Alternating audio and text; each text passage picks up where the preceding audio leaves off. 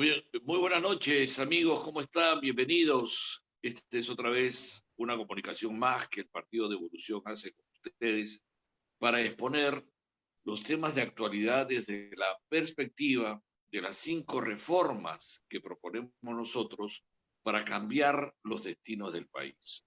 Estamos aquí, José Luis Tapia, un servidor, Juan Alberto Ugaz Salas, siempre tratando de hacer un poco de didáctica explicativa sobre los temas de la actualidad nacional. El tema es que a veces la gente cree que la actualidad nacional es la que sale en la bulla mediática. Y no es verdad, no necesariamente es cierto eso.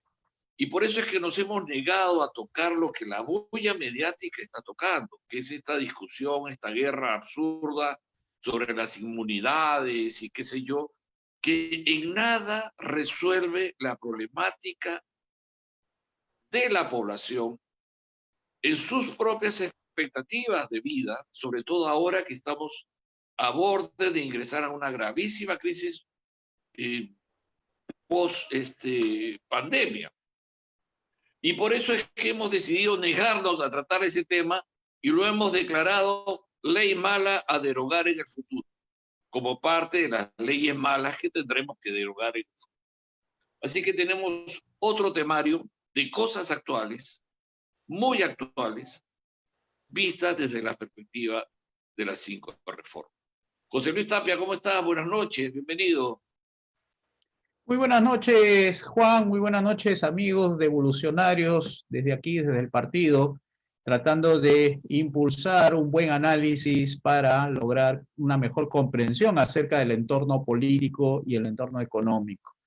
Como vimos siempre todos los miércoles a partir de las 9 de la noche, es realizar un análisis serio, un análisis que merezca una buena respuesta del público para que ellos se lleven la mejor información y también formación, ¿no? Que también es necesaria en estos tiempos donde hay mucha confusión de los temas que a veces se nos invaden desde cualquier red social o de los medios tradicionales que no ayudan a entender mejor el desenvolvimiento de la política, sino de la politiquería. Entonces, hoy día tenemos como parte de nuestra agenda el siguiente tema. Anúncialo, Juan. Sí, nosotros tenemos 4 temas que hemos escogido. Así que ya saben, son temas actuales, no son temas de la bulla mediática, son temas de la actualidad porque son temas del interés nacional. El primer punto que vamos a conversar con José Luis es el punto del Ejecutivo que alista medidas para incentivar las contrataciones del empleo formal. O sea, el Ejecutivo cree que desde el Estado, con medidas que tome, va a incentivar contrataciones formales, sin entender cuál es la dinámica de la economía. O sea, libera el mercado y el mercado producirá empleo. Libera el mercado porque el mercado creará oportunidades y esas oportunidades van a generar empleo. Pero el gobierno cree que todo se resuelve vía decreto. José Luis, a ver si explicas un poquito sobre esta decisión de un ejecutivo que incluso la ministra de Economía dice todavía no puede informar de qué se trata, ¿no? Como si fuera algo muy ultra elite, ¿no? Pero ya soltó el anuncio, creo que en una reunión con ADEX, creo que hizo el anuncio, donde dice que ya tiene las decisiones para aumentar el empleo. José Luis. Sí, efectivamente, Juan, el Ejecutivo todavía no ha aprobado a nivel de Consejo de Ministros las medidas concretas sobre qué va a hacer en materia de creación de empleo, y la palabra es formal, ¿no? Porque la palabra formal implica cumplir con una serie de requisitos legales para estar en una empresa, en una industria o tal vez en un comercio con toda la legalidad posible, ¿no? Entonces, A ver, hagamos un poco de repaso. El Ejecutivo, con respecto a la cuarentena, ha dictado una serie de medidas para impulsar el crecimiento de las inversiones y retomar ese camino que se deshizo en el crecimiento hasta marzo, facilitando una serie de créditos, ¿no? Créditos que se le otorgó mediante subasta a los bancos. O sea, los bancos tenían la misión de colocar los créditos hasta las pequeñas y microempresas, ¿no? Ese era el esquema. En la reactivación que estaba este paquete, sacando sus conclusiones el gobierno, por lo menos hasta la semana pasada, señalaba que el paquete no había llegado a las empresas más pequeñitas, o sea, aquellas que tienen 10 trabajadores, 5 trabajadores, pero que era necesaria que llegara a esas cantidades de créditos fáciles, ¿no? Porque eran de tasas del 1%, 2%, y que sí había llegado eran las otras, las grandes y las medianas. Esas chaparon 10 millones, 5 millones, 4 millones, porque son pocas y además están mejor formalizadas. A partir de esa medida, se esperaba impulsar lo que se llama la creación de empleos, porque recuerden bien, queridos amigos fans de Evolucionarios, que 2.400.000 empleos se han perdido. ¿Ya? 2.400.000 empleos se han perdido. Y el gobierno arrancó con la primera medida, pero sin decir en qué momento y cuánto iba a durar el programa Arranca Perú. ¿Ah? Arranca Perú se propuso crear 2 millones y tantos de empleos. Entonces ahí, Juan, tú vas a tener que también darle un ángulo a lo que yo voy a decir es, si el gobierno se propuso arrancar con 2 millones y dice que va a listar medidas de incentivación para contratar empleo formal, ¿qué puedes decir o por lo menos qué podemos decir que hay como especie de dos líneas, o sea, como dos ejes para crear empleo? Por un lado, arranca Perú con 2 millones y el otro alista medidas de incentivación del empleo formal. ¿Qué señales está enviando el gobierno cuando hay esos dos ángulos o dos formas de ver el mismo problema? O se está contradiciendo el Ejecutivo, es decir, que esas medidas para transporte, para agricultura, y hay otro que es respecto a, si no me equivoco, obras públicas.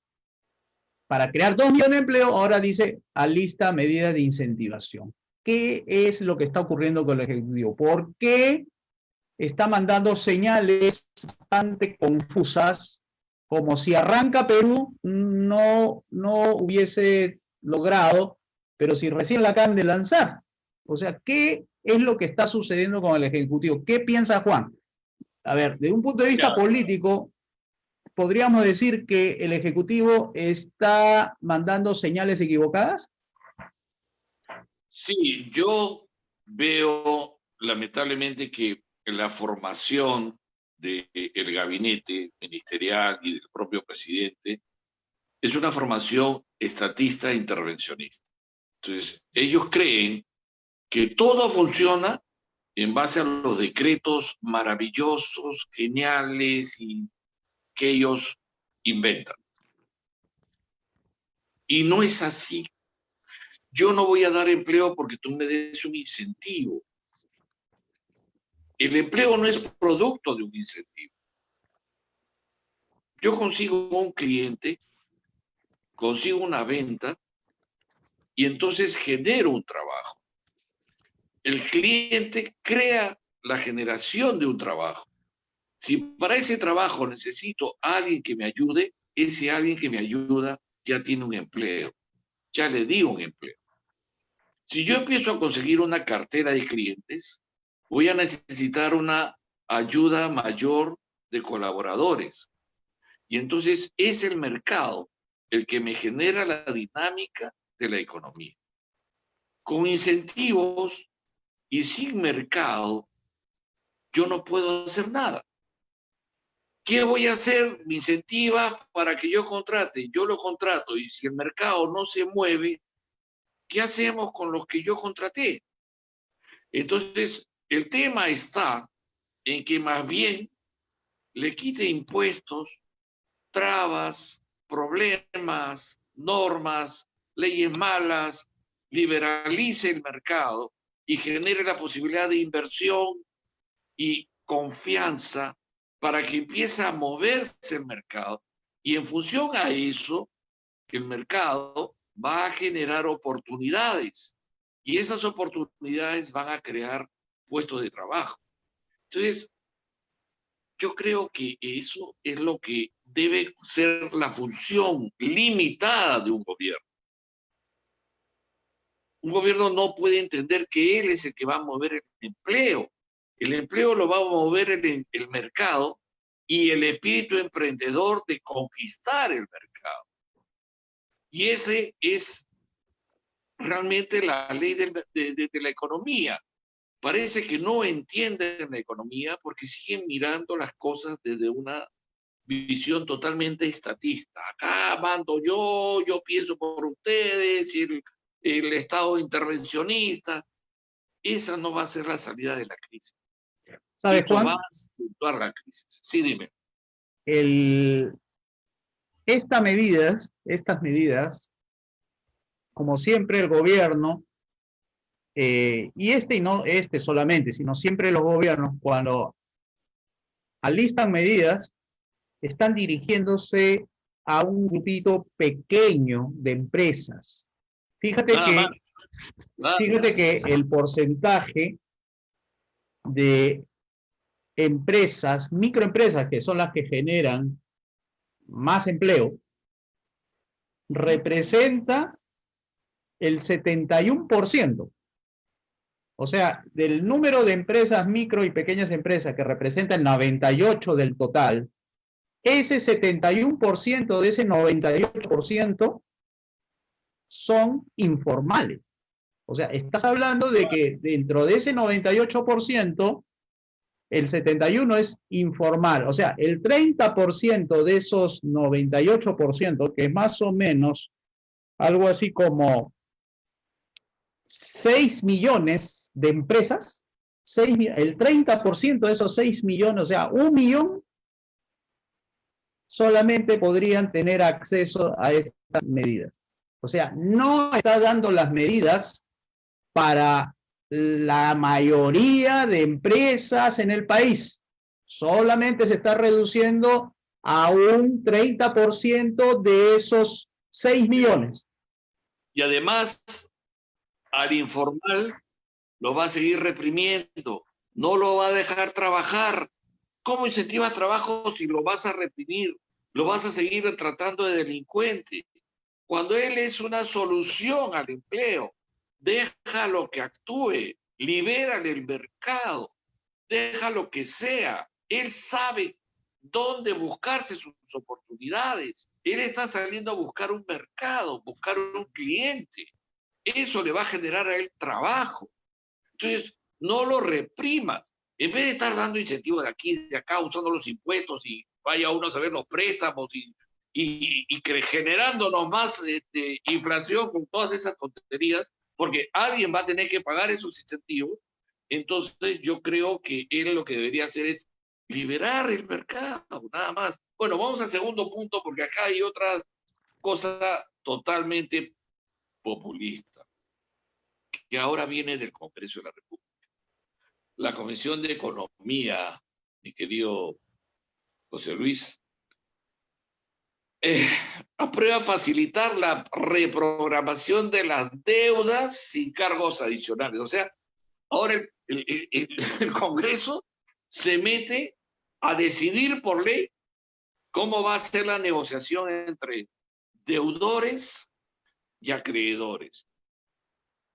Eso es una decisión que no le compete al Congreso de la República. Eso no puede ser ley. Es otra ley mala que hay que derogar. José Luis. Así es, Juan. Lo que estamos viendo es cómo el Congreso se está yendo hacia el camino de las medidas socialistas, ¿no? Siempre dirigiéndose a la forma de cómo conseguir mayor aprobación. Porque si algo el socialismo busca es el populismo, porque el populismo es una manera de legitimarse frente a su desastre económico que siempre impulsa o bien desde el Ejecutivo o bien del Legislativo. Aquí el tema que tenemos es el Congreso que está tratando de generar un dictamen de ley, o sea, para pasarlo al Pleno, para que haya una facilidad artificial, ¿no? Para programar deuda. Es decir, entendemos que las personas estaban pasando por una situación difícil.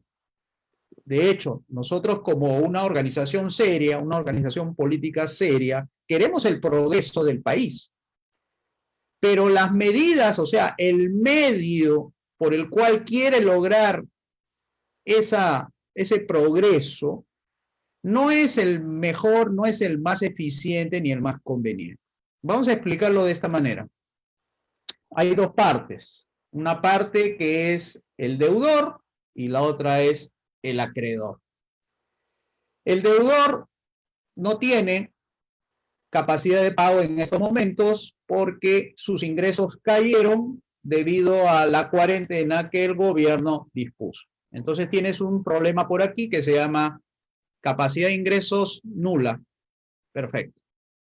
El tema es que lo que está ocurriendo es que la puntería del Congreso, o sea, a cuál se va a dirigir esta medida, es obligarle al banco que le dé las facilidades crediticias, es decir, que no pague ahora, sino después, con determinados montos y a quiénes. O sea, el tema no es que invoca, ¿no? Porque si fuera una invocación no habría pasado nada, simplemente hubiese sido nada más una, digamos así, crear un ambiente propicio para que los bancos puedan generar, digamos, sus mecanismos internos de cómo reprogramar. Pero acá le están diciendo al banco cómo debe reprogramar, a quiénes debe reprogramar, con qué monto debe reprogramar y en qué fecha debe reprogramar. La puntería, como vuelvo a decir, como está yéndose hacia los bancos, entonces los bancos han prestado un dinero a estas personas que por lo general son empresas o deuda de consumo que debería ser tarjeta de crédito. Lo que no ve la medida es la parte que está oculta para los congresistas, que es la parte de los ahorros del público. Los bancos son intermediadores, no son dueños del dinero que han prestado. Tenemos los ahorristas en el banco y tenemos los prestatarios del banco. Es decir, tiene un grupo de gente al cual le tiene que devolver su dinero y se llama ahorrista, y el otro grupo tenemos a los prestatarios, es decir, los que se han endeudado y que tienen que devolver ese dinero al banco para cumplir con el ahorrista. Entonces, si la medida trata de decirle no le cobres demasiado o cóbrale en estas formas, lo primero que estás afectando es su gestión como empresa bancaria. Es decir, no puede cobrar de una forma porque la ley le está diciendo cómo debe cobrarlo. Lo cual, en el mecanismo interno de un banco, cuando tú le dices cómo debe proceder para cobrarse las deudas y cómo debe, en qué fechas, etcétera, estás poniendo en peligro los ahorros del público. Porque no le estás devolviendo al público las cantidades que el banco ha programado para cumplir con el grupo de ahorristas al cual se debe el banco también. Y esa es una crisis terrible, José Luis. Es una crisis totalmente terrible porque la gente está viviendo de sus ahorros.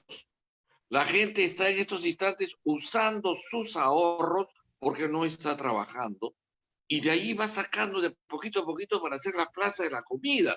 Entonces, si tú generas una crisis por una ley populista sin haber estudiado la realidad, o mejor dicho, sin dejar que el propio mercado resuelva su problema, los bancos, ¿tú qué crees? ¿Que van a matar a la gallina de los huevos de oro, que son los clientes? No lo van a matar, pues. No van a salir a matarlo. Ellos necesitan que sus clientes sigan generando crédito.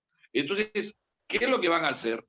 Lo que empezaron a hacer en un momento, llamar a sus clientes, decirle, bueno, vamos a negociar, te voy a ayudar, vamos a ver cómo resolvemos el tema de los intereses, porque ellos tienen también que cuidar los ahorros. Entonces, aquí se va a generar un gran problema, porque una ley lo que hace es uniformizar el problema. Es decir, todos los créditos que tienen distintas personalidades, distintas formas, distintos tipos de negociación, todos son una sola. Todos se resuelven de una sola manera. Entonces, sí, si tú te sientas con tu corredor de cuentas y le dices, oye, bueno, vamos a arreglar esto, ¿cómo hacemos? Estoy en esta dificultad. El banco sabe que eres un buen cliente y no te quiere perder. El banco sabe que tiene que reactivarse contigo. No te va a matar. ¿Quién te ha dicho que te va a matar? ¿Cómo te va a matar si él vive de prestarte la plata?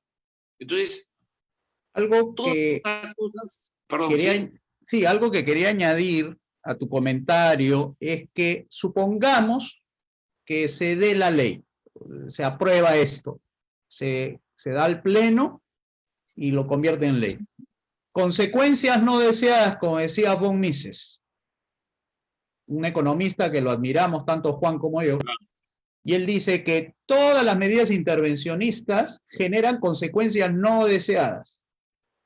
La consecuencia no deseada es que una vez aprobado, todos esos costos de poder reprogramar a la fuerza esta ley que le va a obligar a los bancos a reprogramar a la fuerza, se lo va a trasladar, por un lado, a los propios prestamistas, perdón, los prestatarios, es decir, los deudores, y por el otro lado, esos costos que va a generar la reprogramación, se lo va a cargar también los ahorristas en comisiones.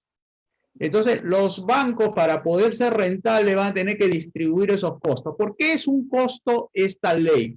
Porque va a tener que provisionar. Provisionar significa que en lugar de poder cobrar en este mes 100 millones, va a tener que cobrarlo dentro de 2 meses. Y ese dinero, esos 100 millones que ya no lo puede utilizar ahora porque le está obligando la ley a reprogramar para adelante, significa un costo, un dinero muerto, que no lo va a poder trabajar porque ya está destinado para justamente hacer la reprogramación. O sea, no puede libremente el banco seguir prestando porque ese dinero que ya está estipulado cómo debe reprogramarse a la fuerza, obliga al banco a tomar medidas internas que significa cómo reparto ese problema que el propio Congreso ha creado, que significa no me va a permitir utilizar el dinero que lo pudo haber empleado para fórmulas de recuperación del crédito prestando a otros con mayor tasa, sino que me dicen que eso tengo que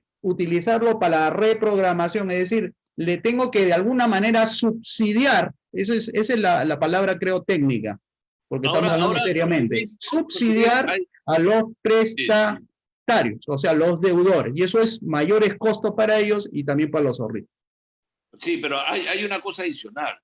Lo que pasa es que se vende la imagen, ¿no? Ellos son los malos, nosotros somos los buenos, ¿no?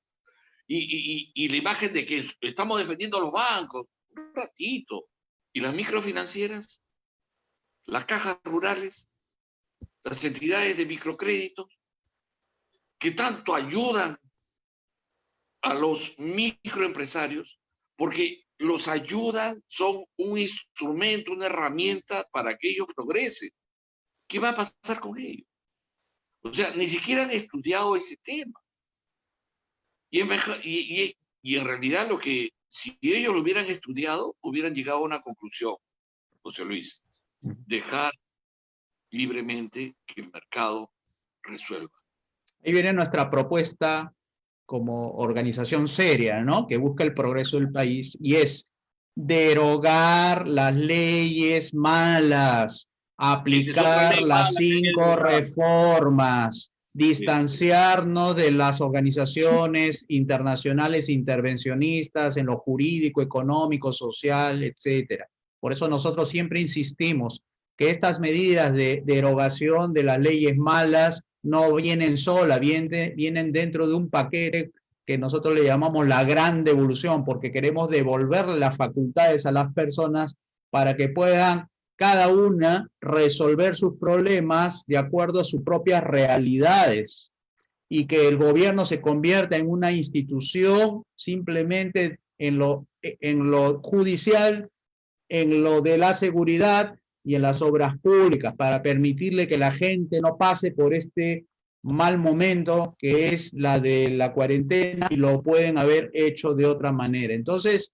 nuestra idea como organización política seria es darles al público que hay una salida y eso lo vamos a explicar al final. Claro, básicamente dejen en libertad al mercado, déjenlo libre, que sea libre el mercado de actuar. Eso es básicamente. Nosotros hemos llegado en las discusiones internas nuestras a una conclusión importante de qué debemos ser como partido. Y entonces hemos querido reducirlo para sintetizar y ser un poco más didácticos a tres palabras que, porque nos dijimos en tres palabras qué podríamos decir de lo que somos nosotros. Y dijimos seriedad, no circo, seriedad, no politiquería, seriedad, política seria. Entonces dijimos, la primera palabra es seriedad. Después dijimos libertad.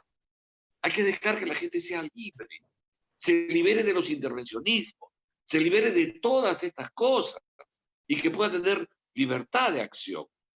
Y luego dijimos, con eso logramos progreso. Entonces, nuestras tres palabras son seriedad, libertad y progreso. Eso va a ser desde ahora la frase cuña del Partido de Evolución, 5 reformistas del Perú, y que es así como nos vamos a presentar. Por eso es que estamos convencidos de trabajar en función de una política seria que crea en la libertad de acción humana y que entiende que ese es el camino para llegar al progreso. Acá hay un punto que es el tercer punto, que sí, José Luis, va a ser más un monólogo que un diálogo conmigo. O un, como decían los Lelutiers, un monólogo y no un biólogo, ¿no? Bueno, es el tercer punto sobre la ONP. Hay otro debate más que se está metiendo aquí en la ONP. Y es la devolución de fondos, en fin. A ver, José Luis, vamos a tocar este tercer punto que hemos puesto en nuestra agenda del día de hoy. Sí, muchas gracias, Juan. El día de hoy, uno de los titulares de este diario de tendencia izquierda manifestaba que hay un debate sobre la ONP, ¿no? Oficina de Normalización Previsional. Esta oficina maneja, administra, recauda los dineros que son descontados de aquellos trabajadores en planilla, ojo, en planilla, que es administrado en base a un fondo. O sea, toda persona que le es descontada en su planilla, va a un fondo su dinero. No va de manera individual. Esto ocurre en la AFP. La AFP te descuenta el 13% y va a un fondo individual. Es decir, tú puedes controlar cada vez que vas aportando cuánto se va incrementando tu fondo. Ese es el sistema privado de pensión. La ONP corresponde al sistema público de pensiones, donde hay personas, y según me dicen, que al momento de inscribir a una persona a través del PDT, este programa de la SUNAT, por defecto te sale la ONP, o sea, no necesitas inscribirte a la ONP, sino por defecto, o manualmente tú tienes que eliminar la ONP por defecto para cualquier descuento de planilla y colocarlo en una AFP de acuerdo a la voluntad del trabajador, ¿no? Entonces, lo que ha ocurrido es que hace una semana atrás, la ministra de Economía señaló que no se puede repartir, no se puede devolver los fondos de las pensiones porque no existe como tal esos fondos. En otras palabras, si algo tiene que volver, no va a tener que ser por la vía de la repartición individual. O sea, no hay una contabilidad lo suficientemente clara como para saber cuánto es lo que se tiene que devolver a cada aportante. Porque tal fondo no es de acuerdo a los aportes, sino es lo que el gobierno ha destinado a una parte y lo que los aportantes ha destinado a otras. Es decir, en otras palabras, la oficina de normalización previsional está subsidiada con impuestos, porque los aportes de las personas que ahorita están trabajando no es suficiente como para guardar dinero para ellos, para el futuro, y tampoco es suficiente para pagarle a los pensionistas, que digamos son los jubilados actuales. Con lo que aportan ahorita los trabajadores no alcanza ni para ellos ni para los pensionistas. Ahí es donde entra el gobierno. El gobierno subsidia bajo el Tesoro Público una parte de esos fondos que sirven para pagar a los pensionistas y para provisionar, o sea, guardar para el futuro cuando tengan que jubilarse lo que van a tener dentro de unos años 65 años. En otras palabras, el fondo de la ONP no existe como para pagar y devolver a todos los que aportaron en estos momentos. Entonces, el debate que están planteando es tratar de individualizar sobre algo que no existe, ¿no? Porque ahí es donde estamos señalando, haciendo este análisis, y van a tener que crear cuentas individuales, es decir, van a tener que buscar un mecanismo financiero que el gobierno tenga que financiar una parte, y eso significa impuestos, y por la otra parte lo tenga que financiar el propio trabajador. Ese debate todavía no ha concluido. Es, en otras palabras, pasar de la colectivización de los fondos a pasar a una individualización de los fondos. Y en mi opinión, lo que yo pienso es que el gobierno, o por lo menos el Ministerio de Economía y Finanzas, no va a aceptar que se individualice, porque eso significa poner en realidad cuánto es lo que aportó cada uno a través de los años y cuánto es lo que tiene que devolver como la medida que ahorita están señalando. Es decir, lo que acabo de explicar es lo que existe ahora. Y lo que se está planteando es cómo devolverle a la gente, como si así se devolvió a las AFPs, lo quieren aplicar a la ONP. Y vuelvo a reiterar lo que dije al comienzo.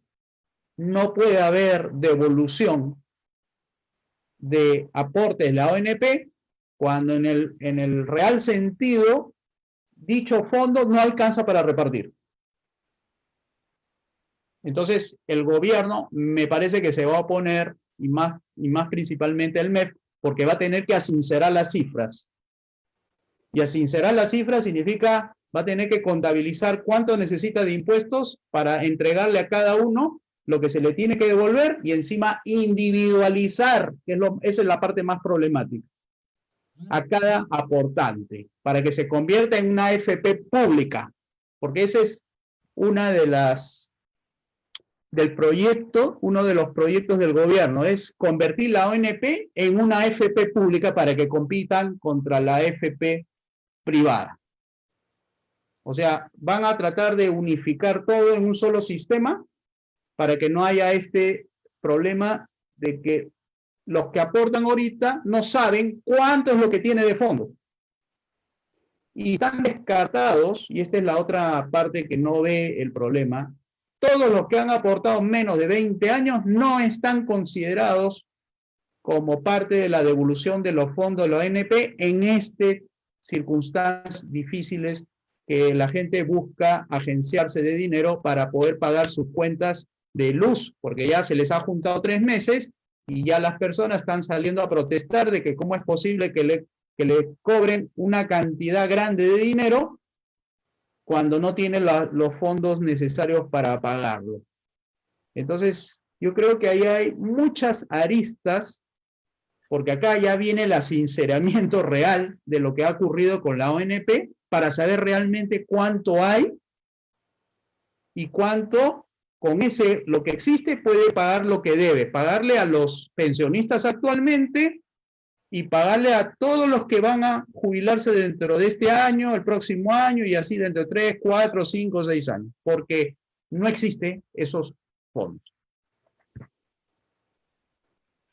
Es una cosa totalmente increíble que esto nos haya pasado, ¿no? Y el Perú, un país que ha tenido mucho dinero, en un momento, un país que se ha endeudado demasiado, un país que ha malgastado los dineros y que de repente ha cobrado y ha cobrado y ha cobrado y termina diciéndonos no hay fondos, ¿no? Y es una cosa impresionante que el populismo, el socialismo, las ideas estas nos llevan a esta situación.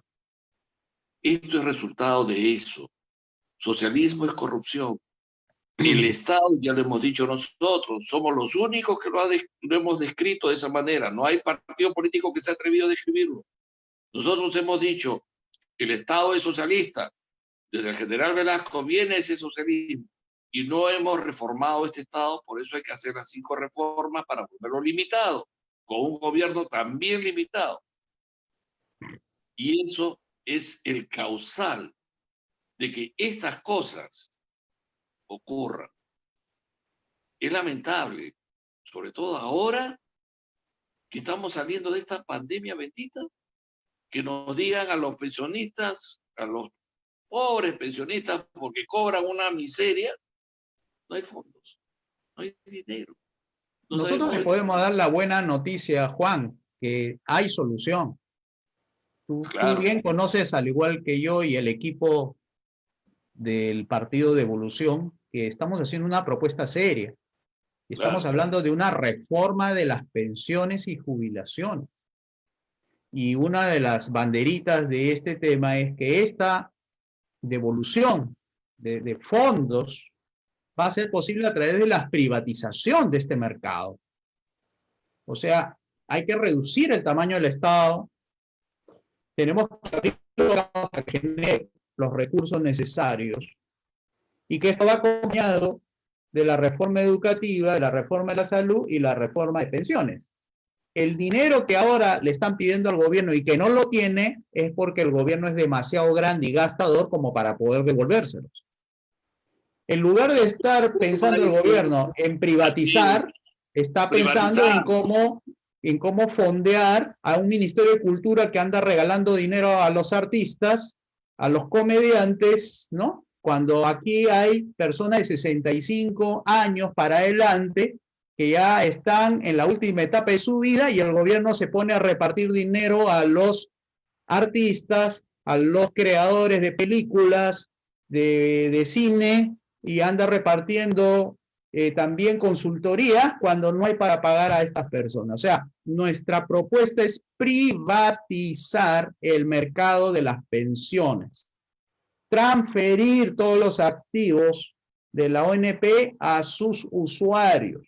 Hay que darle voucher, bonos a los más pobres mientras se va realizando la reforma política que consiste en disminuir el tamaño del Estado para que no cueste 177.000, sino 47.000, y podamos devolverle 90.000 millones a los peruanos, que es más o menos 3.000 soles a todos, sin excepción, 3.000 soles, con 30 millones, y comenzar a realizar las reformas necesarias para aumentar los ingresos, que eso es lo principal, pero por la vía sana, a través del mercado libre.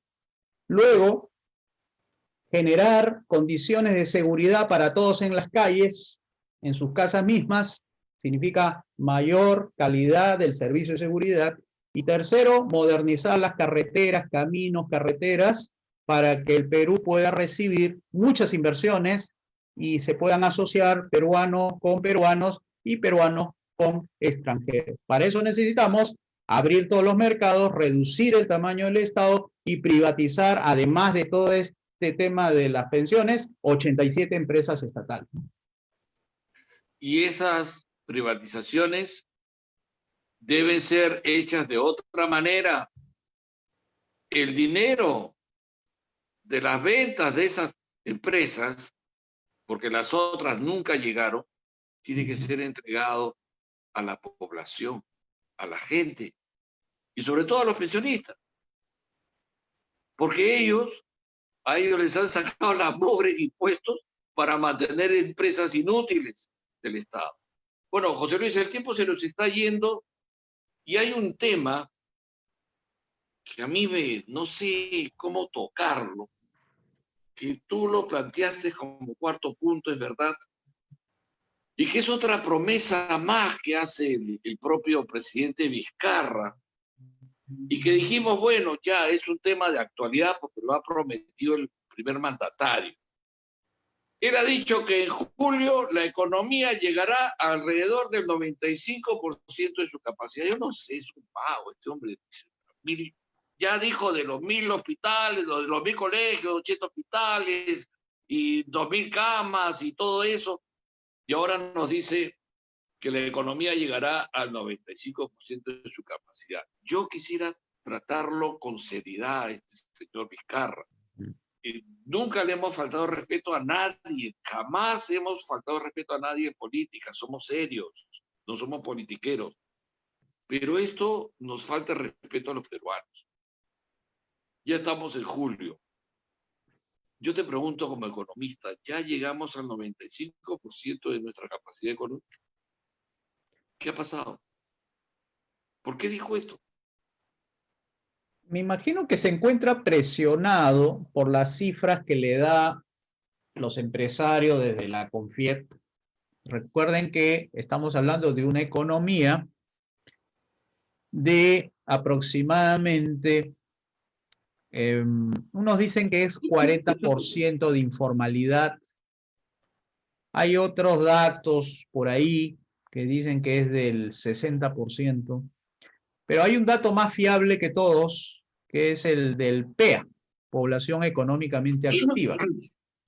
Entonces, ahí tú te ves la informalidad laboral es bastante alta, el 70%. Algunos dicen 75%. Aunque los amigos de la otra vereda sostengan de que la informalidad es más baja, de que es 30%, sin embargo, creo que ellos tienen un error conceptual, ¿no? Es un error de ellos para decir que la informalidad laboral se debe a la falta de productividad. Ellos no se han dado cuenta que es la falta de capital lo que genera la falta de productividad. Y la falta de capital no va a poder ser posible a menos que haya un mercado libre, ¿no? Porque recuerden que el socialismo, como definición, es gobierno ilimitado, mercados controlados y propiedad estatal en su máxima expresión. Si tenemos más gobierno ilimitado, tenemos más impuestos que pagar. Si tenemos mercados más controlados, tenemos menos ingresos que ganar. Y si tenemos propiedad más estatal que privada, habrá menos incentivos para que haya capitales e inversión. Entonces, el presidente, yo creo que se encuentra en una encrucijada. O le hace caso a la ministra y todo su equipo de asesores, o le hace caso a lo que la calle le dice. Y lo que tú ves en la calle es que la informalidad es la que está pidiendo que se restablezca todo como era en marzo. Mientras el grupo de ministros y el presidente están todavía con la sintonía de que las cosas tienen que hacerse de manera ordenada, ¿no? De manera planificada, de manera regulada y fiscalizada, para que se cumplan los porcentajes que ha ido prometiendo. La calle le dice que todo tiene que estar al 100% y su fase de reactivación esperan para julio es el 95%. Según las cifras que he podido revisar, están aparentemente en 80%, pero esas son cifras del mercado formal. Recuerden que no estamos hablando del mercado informal, que es la gran mayoría en el país. O sea, mucha gente trabaja en la informalidad, por lo menos deben trabajar unos 8 o 9 millones de personas en la informalidad, en la parte de empleo. Entonces no podemos, por lo menos decirle al gobierno, que con las medidas que está realizando vaya a lograr ese 95%. Me parece que habría que señalarle con todo respeto al presidente y a su gabinete de ministros que la fase de reactivación por la vía del otorgamiento de crédito fácil o por un programa de fases, creo que ya está agotado. Por eso nosotros le estamos proponiendo al gobierno, y en especial al presidente, que es el líder de nuestro país, a que asuma la tarea de tomar la responsabilidad del programa Las 5 Reformas y lo haga por esos millones de personas que se encuentran en las calles buscando empleo. Son 2.400.000 empleos que se han perdido. Y tiene una gran responsabilidad el presidente. Y queremos su éxito. Su éxito es nuestro éxito como país. Y este programa, Las 5 Reformas, que es pasar del socialismo actual, que lo está incapacitando al gobierno para poder llegar a ese 95%, pueda, a través de este programa transicional del socialismo al capitalismo liberal, lograr que ese 95% se convierta en 100% de una vez por todas. Porque aquí estamos hablando de no solamente hacer ingeniería económica con el mercado, sino es liberar las fuerzas productivas del mercado a través de los incentivos que le da las privatizaciones, es decir, que la gente sienta que está controlando su destino económico, atraer a partir de ese momento las inversiones necesarias. Además, también la propuesta de nosotros, del Partido de Evolución, es reducir el tamaño del Estado. Yo creo que ahí es donde seguramente tendrá que mucho que reflexionar la manera como tiene que reducir el tamaño del Estado para llevarlo a las 3 funciones que nosotros siempre señalamos: justicia, seguridad e infraestructura, obras públicas. Porque cuando se logre bajar ese tamaño del Estado a 3 funciones, podremos reducir la cantidad de impuestos, la cantidad de gastos, como para liberar todo ese dinero que se nos va en impuestos y poder pagar las deudas, poder pagar cuentas pendientes, porque así no va a sobrar dinero. Las cosas, los precios de las cosas ya no costarán como ahora, supongamos 10 soles, sino que pueden bajar hasta 5 soles, 4 soles o 3 soles. Porque hay muchos impuestos metidos en la economía y sobre todo en los precios de lo que siempre pagamos de productos y servicios: agua, luz, teléfono, leche, arroz, tomates, papas y así muchos productos que llevamos todos los días. Entonces, esa ingeniería no es planificar, es derogando las leyes malas, es poniendo en ejecución el programa de las 5 reformas. Y podremos llegar así al 95% de la capacidad que se espera en julio. Ojalá, deseamos que el presidente pudiera aplicar ese programa, porque si lo hace, pasará como un presidente que hará historia en el Perú. Y nosotros lo hacemos porque somos un partido serio, no estamos en la pelea barata de te voy a meter una zancadilla y te tiro abajo. No, un partido serio tiene que estar comprometido con buscar la solución del país, seas o no seas gobierno. Si no eres gobierno, bueno, ofrece, acá está el plan, hágalo. Esta es la agenda, hágalo. Por supuesto, el presidente tiene que ser muy valiente para hacerlo.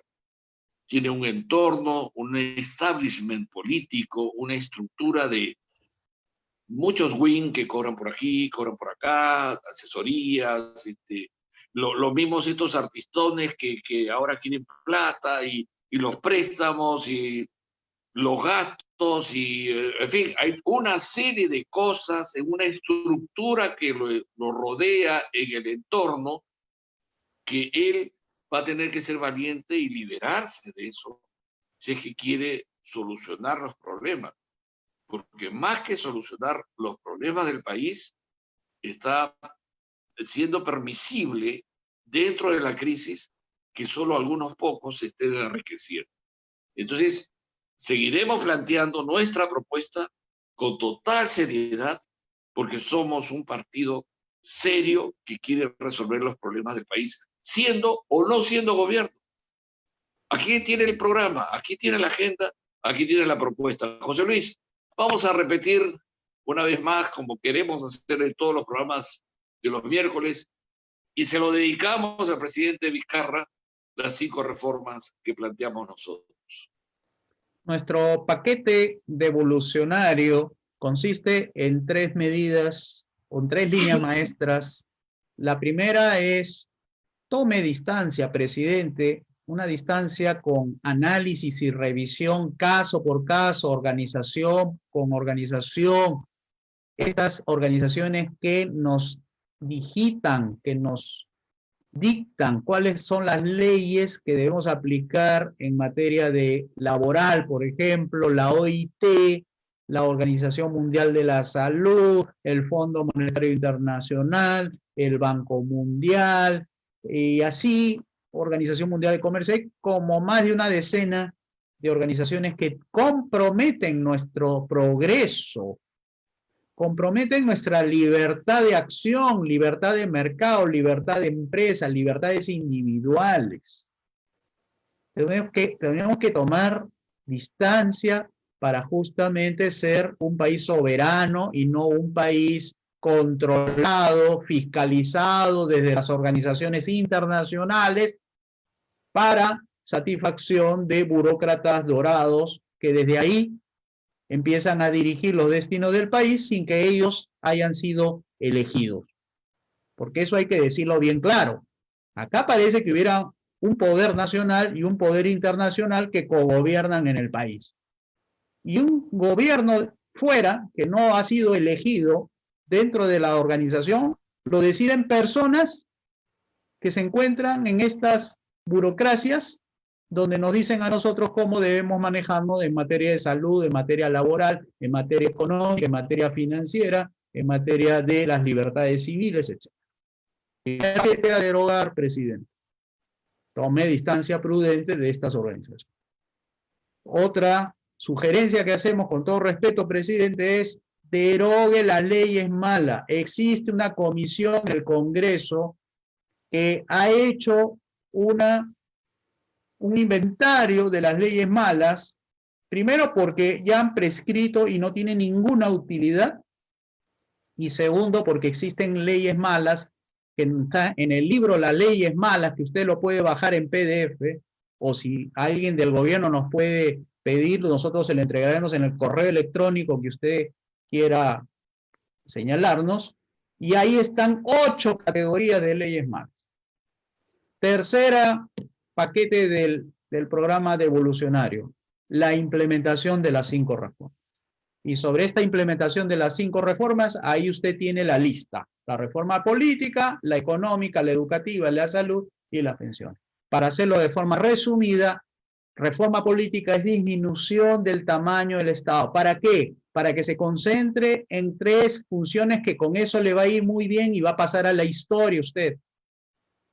Justicia, seguridad y obras públicas. Que lo fiscalicen ahí. Y usted va a demostrar que tiene capacidad para brindar servicios de seguridad de alta calidad, un servicio de justicia, las mejores del mundo, y aspirar a ser como la Corte Suprema de Estados Unidos, y tener las obras de infraestructura, carreteras, caminos, que es lo que la gente pide. La reforma económica usted lo tiene como una herramienta en la cual usted no va a necesitar endeudarse ni poner en riesgo la economía del país, porque va a liberar las fuerzas productivas a través de las privatizaciones de 87 empresas del Estado, convirtiéndolo a cada peruano en un accionista popular, en un accionista privado, en el cual va a recibir ingresos y se lo va a agradecer porque él se va a sentir que está fortalecido su economía, no solamente por los ingresos que él gana, sino porque y recibe ingresos de esas empresas estatales que ahora se llamarían privadas.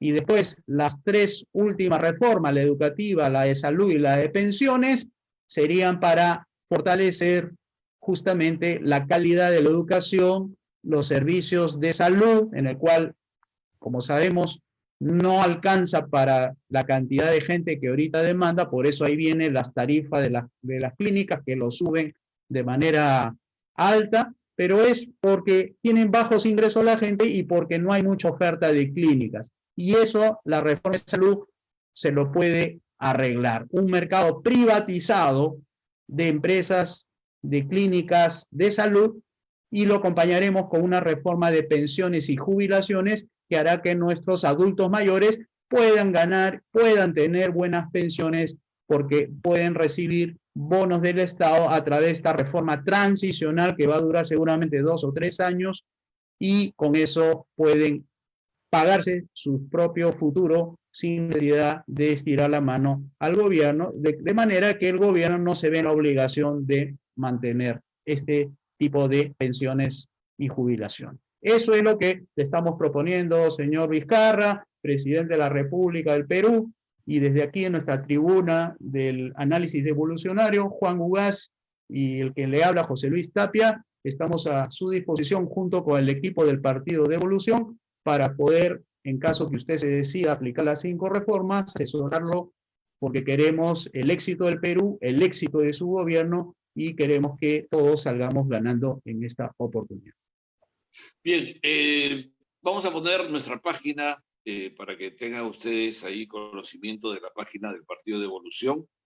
Pueden ingresar, comunicarse con nosotros, pedirnos el PDF gratuito de las leyes malas, escrito por Alberto Mansuetti, uno de los libros más importantes de nuestra formación política a nivel foro latinoamericano del liberalismo clásico, y que agrupa allá varios países de América Latina que estamos trabajando en este foro para enfrentar al socialismo del siglo XXI.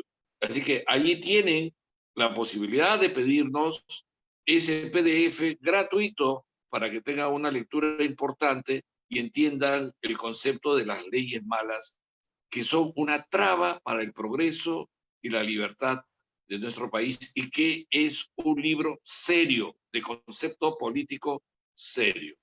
Bien, también pueden, si desean ser militantes, a partir de esta página pueden solicitar la militancia, participar con nosotros, hacernos preguntas. Nosotros estamos a disposición de ustedes y mantener una buena comunicación. Comunicación que repetiremos por aquí el próximo miércoles a las 9 de la noche. Gracias a todos por haber estado con nosotros. José Luis, un abrazo. Hablamos el miércoles.